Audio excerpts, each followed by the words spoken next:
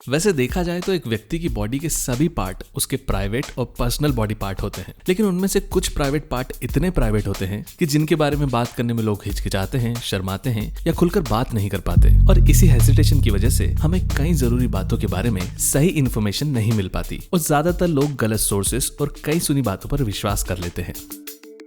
आज हम बात करने वाले हैं फीमेल प्राइवेट पार्ट यानी कि वजाइना, वल्वा और योनि के बारे में। शर्म और हेजिटेशन से प्राइवेट पार्ट नहीं बल्कि उसको ढकने वाले कपड़ों यानी कि अंडरगारमेंट्स के अराउंड भी काफी ज्यादा देखने को मिलती है। स्पेशली अगर वो महिलाओं यानी कि फीमेल अंडरगारमेंट्स हो तो ये हिचकिचाहट कई गुना ज्यादा बढ़ जाती है। अंडरगारमेंट्स खरीदने से लेकर उन्हें धोकर सुखाने तक इसके आसपास एक ऑकवर्डनेस बनी रहती है कि किसी को दिख ना जाए, मानो जैसे कि वो कोई खुफिया चीज हो। लेडीजों के कपड़े सूख रहे हैं और तुम वही मुंह फाड़ के देख रहे हो, कोई लाज शर्म है कि नहीं? सोचिए, जब कपड़ों को लेकर हमें इतनी शर्मिंदगी महसूस होती है तो उस अंग और उससे जुड़ी बीमारियां, हाइजीन और प्रॉब्लम्स के बारे में डिस्कस करना कितना मुश्किल हो जाता है। छत, बालकनी या घर के अंदर अपनी अंडरवेयर सुखाने के लिए ज्यादातर महिलाएं एक ऐसा स्पॉट चूज करती है जहां पर कम से कम लोगों की नजर पड़े या फिर वो बिल्कुल ही दिखाई न दे।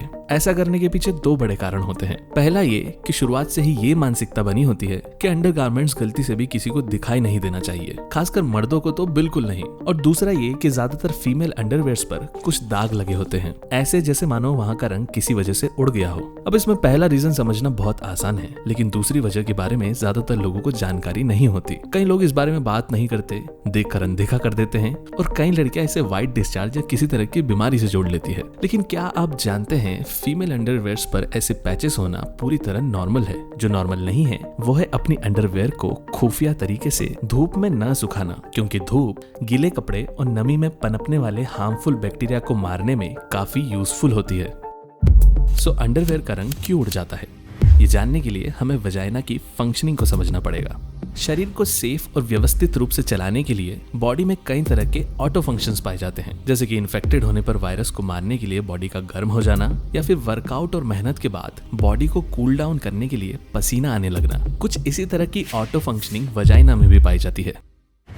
फीमेल बॉडी में यूट्रस यानी कि गर्भाशय पाया जाता है, जिसमें से मेंस्ट्रुअल साइकिल यानी कि पीरियड्स के चलते हर महीने ब्लीडिंग होती है। लेकिन मेंस्ट्रुअल साइकिल की ब्लीडिंग खत्म होने के बाद भी यूट्रस में से लगातार कुछ तरल यानी कि फ्लूइड निकलते रहते हैं, जिसके चलते वजाइना की अंदरूनी सतह हमेशा थोड़ी सी गर्म होती है और इसमें हर वक्त एक गीलापन भी होता है।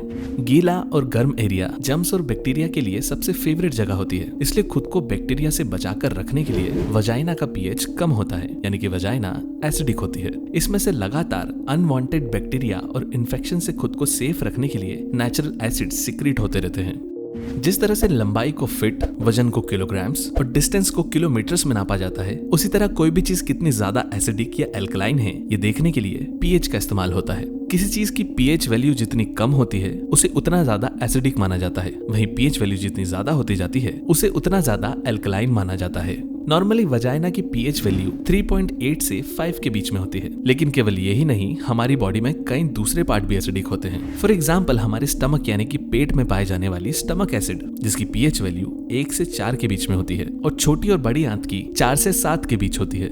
बॉडी का पीएच लेवल यानी कि एसिडिक एनवायरनमेंट मेंटेन करने के लिए हमें ज्यादा पानी और एल्कलाइन फूड खाने की सलाह दी जाती है। डिहाइड्रेशन यानी कि पानी की कमी बॉडी में एसिड की मात्रा बढ़ाती है और यह बढ़ा हुआ एसिड बदबू भी पैदा करता है। पेट में मौजूद एसिड की बदबू मुंह के जरिए बाहर निकलती है, इसलिए मुंह से बदबू आती है। सिमिलरली वजाइना का पीएच लेवल बिगड़ने की वजह से वजाइना से भी स्मेल आ सकती है। बॉडी के लो पीएच वाले एसिडिक पार्ट से कांस्टेंट टच में रहने की वजह से समय के साथ साथ अंडरवेयर के एक स्पॉट का डिसकलरेशन यानी कि कलर फीका पड़ने लगता है, जो बाद में एक पैच या दाग की तरह दिखाई देता है। ऐसा होना पूरी तरह नॉर्मल है, बल्कि ये तो फीमेल वजाइना की हेल्दी फंक्शनिंग का साइन है। आमतौर पर इस तरह का एसिडिक डिस्चार्ज एक फीमेल बॉडी में पहले पीरियड्स के बाद से आना शुरू हो जाता है और ये ओल्ड एज मेनोपॉज तक चल सकता है।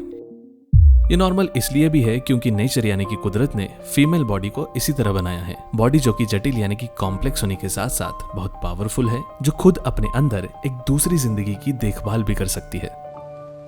इस तरह के सब्जेक्ट के बारे में ज्यादातर लोगों को नॉलेज नहीं होता, क्योंकि इन चीजों से रिलेटेड एजुकेशन की कमी हमेशा रही है। लड़कियों को उस एज में कोई डिटेल इन्फॉर्मेशन नहीं दी जाती जिस एज में उनकी बॉडी में ये सब चेंजेस आ रहे होते हैं। इसी जानकारी के अभाव की वजह से मार्केट में कई ऐसे प्रोडक्ट्स भरे पड़े हैं जो फीमेल हाइजीन मेंटेन करने के लिए खुद को नेसेसरी बताते हैं, लेकिन केमिकल से भरपूर होते हैं। क्लीनिंग पर्पस के लिए यूज होने वाले प्रोडक्ट्स वजाइना के नेचुरल पीएच लेवल को पूरी तरह डिस्टर्ब कर देते हैं। जिससे फायदे का तो पता नहीं, लेकिन इन्फेक्शन और दूसरे नुकसान जरूर हो सकते हैं। ऐसे प्रोडक्ट्स केवल डॉक्टर के प्रिस्क्राइब करने पर ही इस्तेमाल करना चाहिए, क्योंकि देखा जाए तो वजाइना क्लीन करने के लिए साबुन या कोई दूसरे क्लीनिंग प्रोडक्ट की नहीं, बल्कि सिर्फ नॉर्मल या फिर हल्का गर्म और साधारण पानी काफी माना जाता है।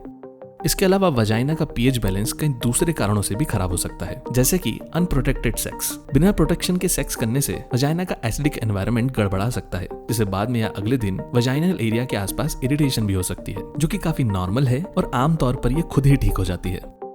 एंटीबायोटिक्स वाली दवाइयां भी वजाइनल पीएच को डिस्टर्ब कर सकती है, क्योंकि बॉडी में बुरे बैक्टीरिया के साथ साथ कुछ अच्छे बैक्टीरिया को भी टेम्पररी खत्म कर देती है। इसके साथ ही डाइट का भी बॉडी के पीएच पर काफी ज्यादा प्रभाव पड़ता है। अगर आपकी डाइट में ज्यादा मसालेदार चीजें हैं या आप बहुत ज्यादा मीठा खाना पसंद करते हैं, तो इससे भी वजाइना का पीएच उस वक्त के लिए बदल सकता है, और ज्यादा मीठा खाना यीस्ट इन्फेक्शन को भी इनवाइट करता है। इसके अलावा पीरियड्स के दौरान भी वजाइना का पीएच काफी ऊपर नीचे हो सकता है, क्योंकि मेंस्ट्रुअल ब्लड काफी ज्यादा एसिडिक होता है। इसलिए पीरियड्स के दौरान अच्छी क्वालिटी के प्रोडक्ट्स और फ्रीक्वेंट हाइजीन का काफी ज्यादा ध्यान रखना चाहिए। स्टडी की माने तो पीरियड्स में इस्तेमाल होने वाले डिफरेंट प्रोडक्ट्स जैसे कि पैड्स, टैम्पॉन्स और मेंस्ट्रुअल कप्स में से सबसे ज्यादा सेफ और बेहतर मेंस्ट्रुअल कप्स को माना गया है। ये कैसे पता चलता है कि बॉडी में वजाइना या उसके पीएच से रिलेटेड कुछ गड़बड़ी चल रही है? वेल, सबसे पहला सिम्टम है अनप्लेजेंट ओडर, यानी कि अजीब सी स्मेल आना, जो कि बैक्टीरियल वेजिनोसिस जैसी प्रॉब्लम का लक्षण हो सकता है। इसके अलावा वजाइना से ग्रे या फिर थिक यानी कि गाढ़ा व्हाइट डिस्चार्ज होना, जो कि यीस्ट इन्फेक्शन का सिम्टम हो सकता है। साथ ही खुजली, ईचिंग, इरिटेशन या किसी भी तरह की अनयूजुअल सिचुएशन में खुद से ट्रीट करने की जगह गायनेकोलॉजिस्ट या दूसरे जनरल डॉक्टर से कंसल्ट करना ज्यादा बेहतर होता है। अगर आपको ये वीडियो पसंद आया हो तो हमारे चैनल को सब्सक्राइब करना ना भूलें। वीडियो में बताई गई इन्फॉर्मेशन अगर आपको यूजफुल लगती हो तो इसे अपने फ्रेंड्स या जानने वालों के साथ जरूर शेयर करें, और किसी भी तरह के क्वेश्चंस या सजेशंस के लिए वीडियो के नीचे कमेंट करें।